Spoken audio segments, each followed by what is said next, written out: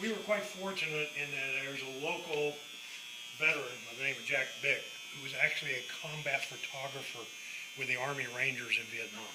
And he took a lot of these pictures. Not all of them, but he took quite a few. He took this one, he took that one. This one of a wounded soldier getting treated in the field. This one happens to be of a local Marine veteran by the name of R.D. Foster, who was instrumental in putting a lot of this exhibit together. He was actually involved in it before I was involved in it.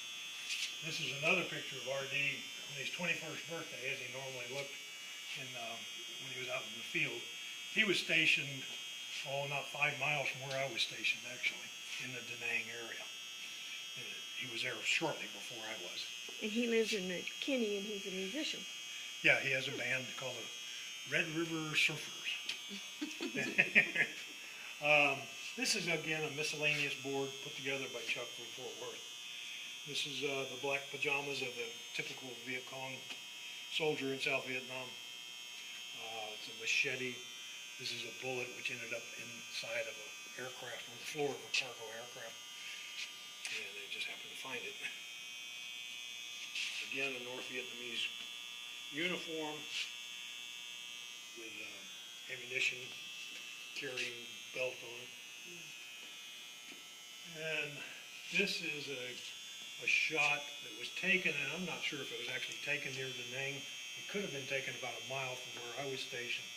These are little fishing boats, and they're actually woven like baskets. They're one-man boats, and this is not a river. This is the South China Sea. So they would actually go out in these boats through the surf. There's no rudder on. And they would pull nets out 100, 200, 300 yards offshore. They had long ropes on them that people on the shore would pull them back in. Kind of like a trawling, but close-in trawling. By manual labor. But that's what they did. And then another miscellaneous board with various helicopter parts on it. This one has a bullet hole through here. It actually went into the guy's foot. His foot was on this pedal. This is a bullet hole that way. There's one in here that goes in that way. And Kyla had some good photographs in the photo album of the helicopters. Oh, okay. Oh, yeah. Yep.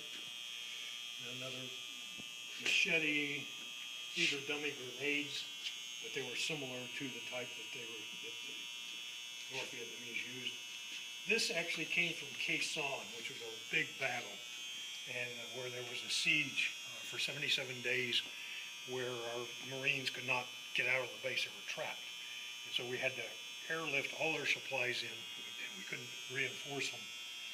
And this was actually posted in the airman's room. This is notice to airmen.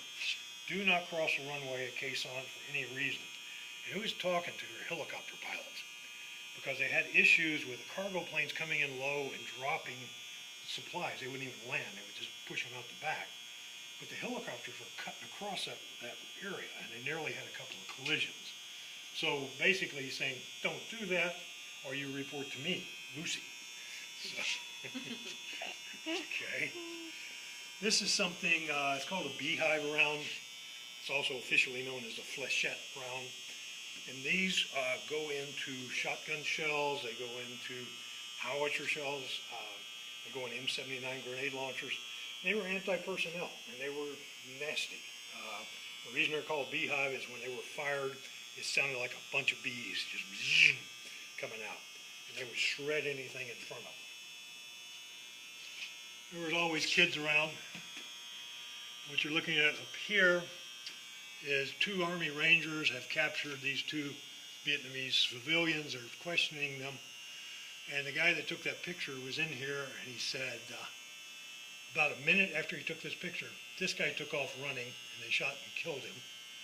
And they took the other guy up in a helicopter, questioned him, threatened to throw him out. He gave them the information they wanted, and they did bring him back down. Legend has it they used to throw people out. Don't doubt that it happened, but I don't know that for a fact.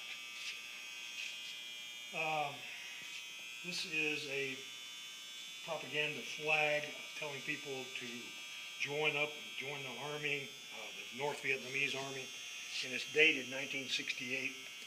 So I'm pretty sure this was put out right after the Tet of '68, and this was a recruiting tool. try to instill patriotism among the North Vietnamese. This is a North Vietnamese flag, somebody's homemade type flag. Okay.